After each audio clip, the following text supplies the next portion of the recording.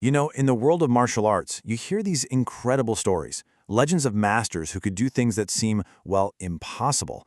We're talking about the fabled arts of Shaolin, where sheer dedication could turn the human body into a living weapon. But the real question is, how did they actually do it?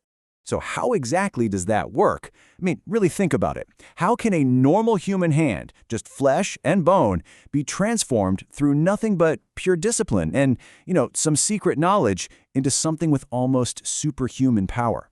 Well, that's the exact question we're going to answer by looking at one of the most legendary training methods out there, the iron sand palm. Okay, this is what we're talking about. This is the end result. A hand that's been conditioned to deliver such a devastating amount of force that it can shatter solid objects and, get this, cause deep internal injuries. And I want to be clear, this isn't some kind of magic trick. It's the result of a very methodical and, frankly, an almost unbelievable training process. All right, so let's pull back the curtain and really get into it. This specific art is known in the original texts as Gang Sha Zhang, which translates to, you guessed it, iron sand palm. It's actually one of the famous 72 arts of Shaolin, and it's what they call a hard external skill. And believe me, it requires an absolutely insane amount of dedication. Now, you might be picturing some kind of high-tech, ancient training facility, but forget all that. The path to this incredible power starts with something incredibly simple. A handmade linen bag. That's it. For years, this one simple object becomes the center of the universe for the practitioner. It's their main tool, and honestly, their biggest challenge. So this whole journey, it's not really about learning 100 different complex moves. Nope, it's all about a long, grueling process of physical conditioning. The entire path to power is built on this foundation of just incremental progress. You know, it's funny, it's a concept modern sports science has a name for now, progressive overload. But here, it's just repeated, day in and day out for years on end. And the progression itself is, it's brutally simple. A practitioner starts with a certain weight, and after months of training, they just add more. And then they do it again and again. Each one of these steps you see here represents a whole new level of endurance and strength. So let's break down what this actually looks and feels like step by step.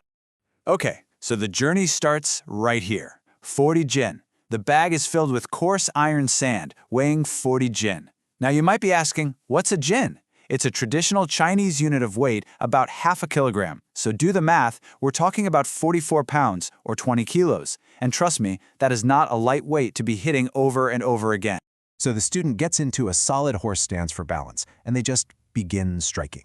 The source material is really clear about this part. The sand is coarse, and this initial training is just intensely painful. It's a test of pure willpower from day one.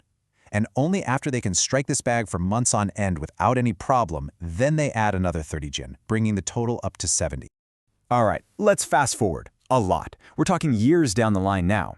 After methodically adding 30 jin every few months, over and over, the practitioner is now striking a bag that weighs a whopping 160 jin.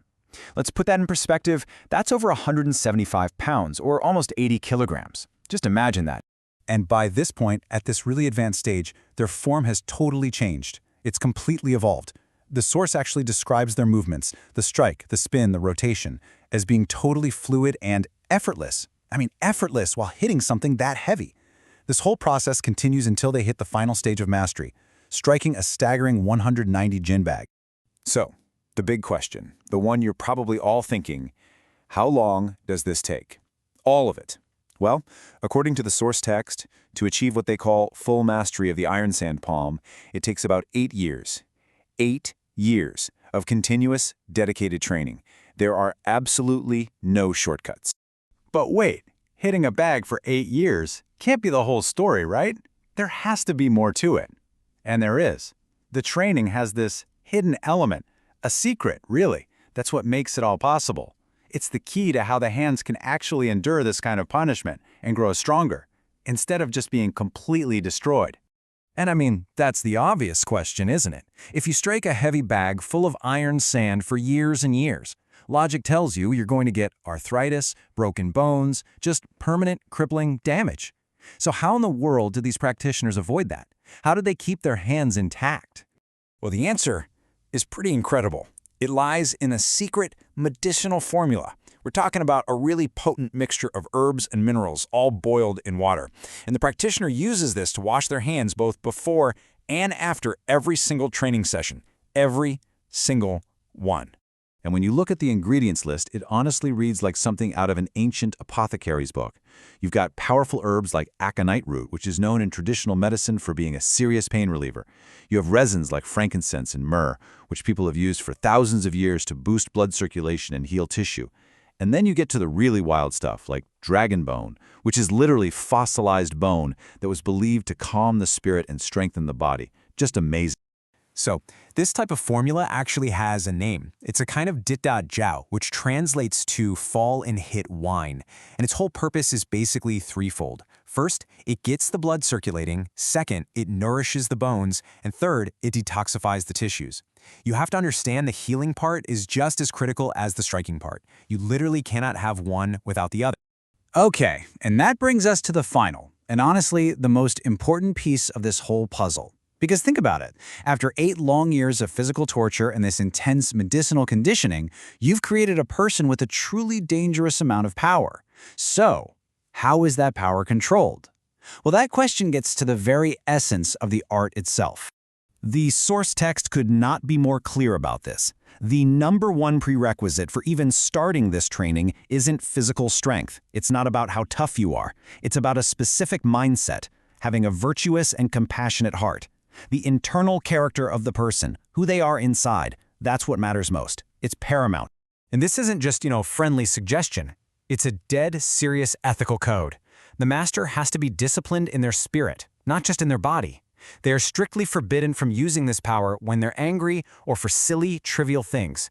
This power is a tool for self-defense, for protecting others. It is never meant for aggression. And this is where you really see the core philosophy of the art, right here.